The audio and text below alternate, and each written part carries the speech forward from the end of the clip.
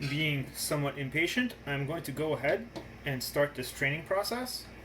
Um, I poured the nice hot juice over from the pot into the mixer, mainly because it's easier to pour from while we're doing the filtering. So here goes nothing. Let's move things out of the way. Let's hope we don't spill this everywhere.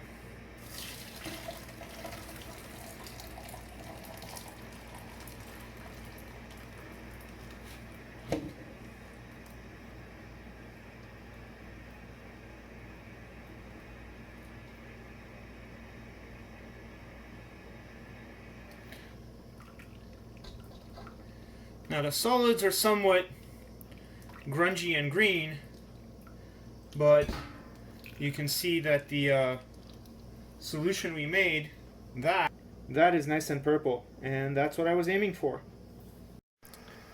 So here you can see two glasses. I've diluted them a little bit. They're nice and purple, and we're gonna see if we can make sure that this actually does change colors.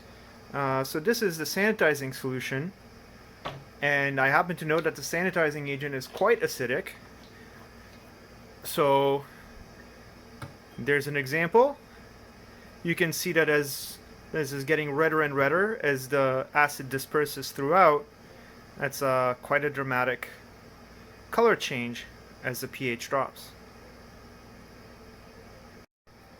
Well, let's test some more stuff. So we're gonna throw some bleach in here, see how that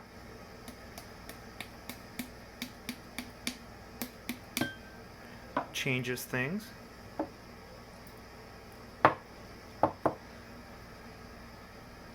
And you can see that's definitely generating a bit of a color change there.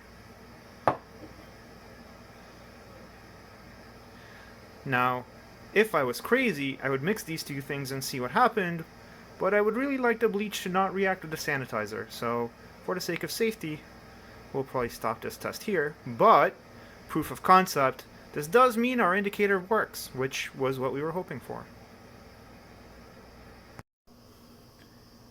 So I want to try and test as many variables as I can before we get too deep into this. So we're going to add some sugar to this, just ballpark beer concentration.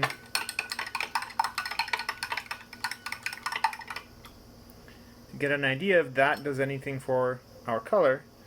It looks like sugar is not going to change the color very much.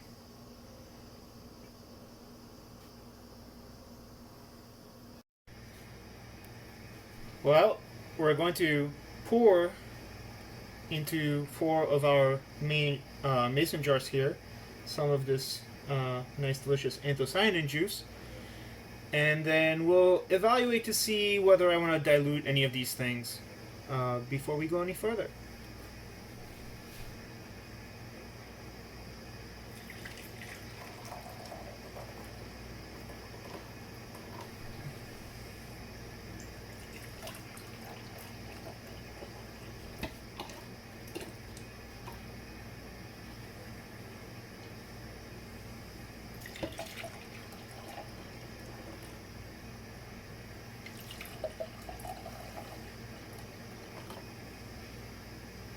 That's roughly 200 milliliters each.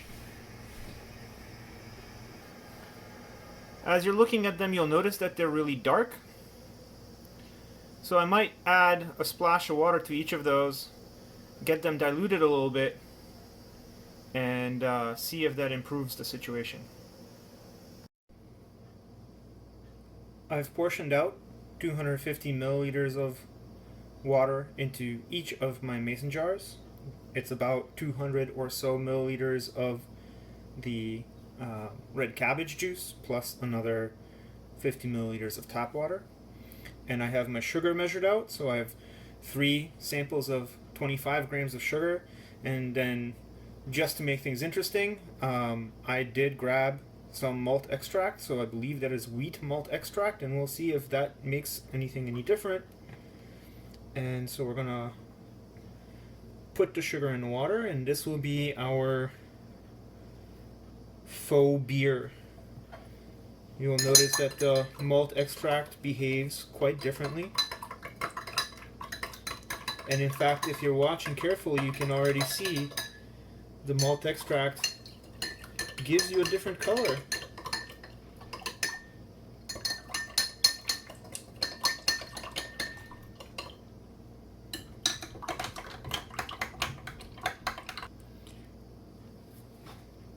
It's really cool to see that the malt extract in and of itself is going to make your beer significantly more sour.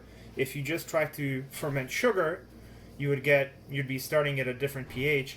So this should have some interesting consequences.